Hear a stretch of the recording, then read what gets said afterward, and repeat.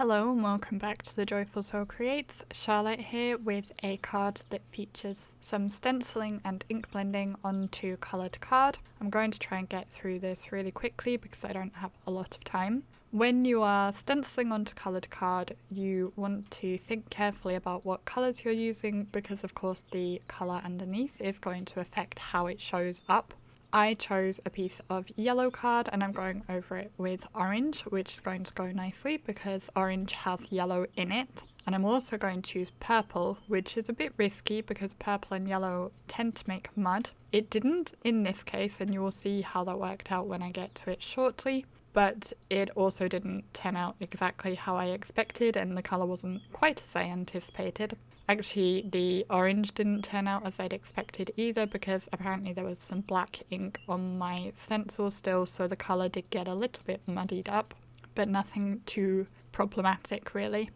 The stencil I'm using is a two-part stencil. It's from Newton's Nook and it is the Plaid or Plaid stencil, depending where you are from will depend how you pronounce that. I did the narrower layer, which I believe is actually layer 2, first with Tiki torch ink from Catherine Pooler, and then I'm going to go in with the second layer, which again I think says on the stencil is layer 1, but it doesn't really matter that much which way around you do it. And this one I'm doing in Flirty Fuchsia, which is that purple ink, which, like I said, a bit risky because yellow and purple tend to make mud because they're opposite on the colour wheel. It did not make mud in this case, but it kind of went more burgundy than purple, which is a very pretty colour, but not the colour I was going for. I still used it anyway, it just wasn't what I'd intended when I started. These stencils, incidentally, are very easy to line up because they have specific markings to show you where to position them, which really makes it very easy. Basically, you can see on the layer that I'm using the purple for, you can actually see the lines that make the layer of the one I used orange for, so you can just line them up with each other. It's also very easy, as you may have noticed, to extend the stencil because it wasn't actually long enough to go across the whole strip. So I was able to shift the stencil along and finish stenciling the other end without any troubles. It was really easy to line up, so it's definitely a good stencil for that. I then decided to bring back in the narrower layer again, and I'm going to add some stitching detail with a white gel pen all along the lines. I used a size 10 white gel pen for this, and the stitching lines aren't the neatest. They, in some places, I think slightly bled under the stencil, and they do reactivate the ink a bit, especially on the purple, where they overlap it, so the colour is not exact, but it still added a little bit of extra interest, which is what I was going for. After I'd completed the stenciling, I set that aside and started working on my focal image. I chose one from the Papa Bear stamp set, also from Newton's Nook. This image doesn't actually have the tie on it, but the tie is separate in the stamp set, and I just lined that up and stamped it on to the daddy bear. I coloured the tie purple because I still wanted that purple in my colour scheme, even though I had not successfully achieved it with my ink blending. And then I'm going to use various shades of brown for colouring the bears. As usual, I'm using Spectrum Noir Illustrator markers, and you can see the caps on screen for the colours I am using. I'm colouring as if the light source is coming from the right hand side or slightly top right hand side, which is my norm if there's not a particular light source in the image. And I did do the muzzle and the belly of the bear slightly different shade than the rest of him, just for a bit of extra interest. For his nose, I wanted to give them quite dark noses, and I'll use the same colour scheme on the baby bear's pads of his feet as well.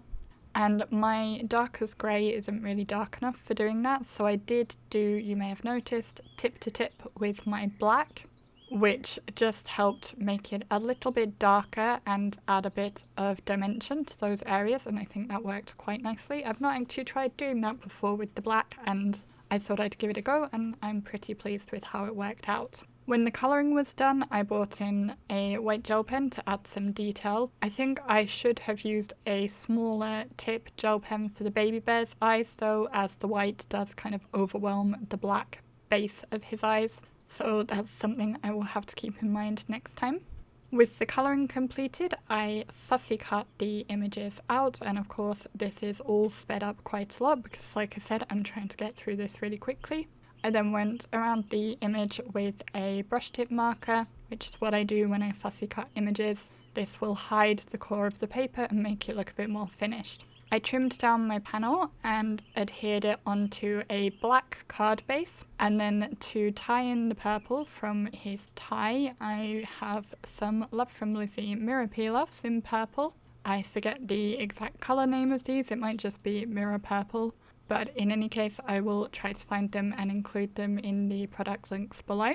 I then tried to work out my layout. I was originally planning on having the bears overlapping the stenciled strip, which I did like how that looked, but I couldn't work out how I wanted to add the sentiments in that case because I kind of wanted the sentiment to be the grounding element to make it look almost as if they're standing on it, and I wasn't sure how I would manage that if it was overlapping the edge of the sentiment of the strip. So instead I decided to just contain my image and sentiment within that strip, and conveniently they fit perfectly despite me not having planned to do that in the first place. I did stamp these sentiments several times to make sure it would show up nicely against the background, and then I finished off the card with a visual triangle of Nouveau drops. These are crystal drops with a gloss finish in the colour Ripened Pumpkin, and that completed my card. Today's secret word is bear, so make sure to leave the word bear in your comment and then head on over to the Rafflecopter to let it know you have done so. Thank you for liking, commenting, subscribing, sharing with your friends and shopping with my affiliate links. Your support means a lot to me. There are a couple of other videos showing on screen if you'd like to see more from me right away. Otherwise, I'll thank you very much for watching and I will see you again in the next video. Bye!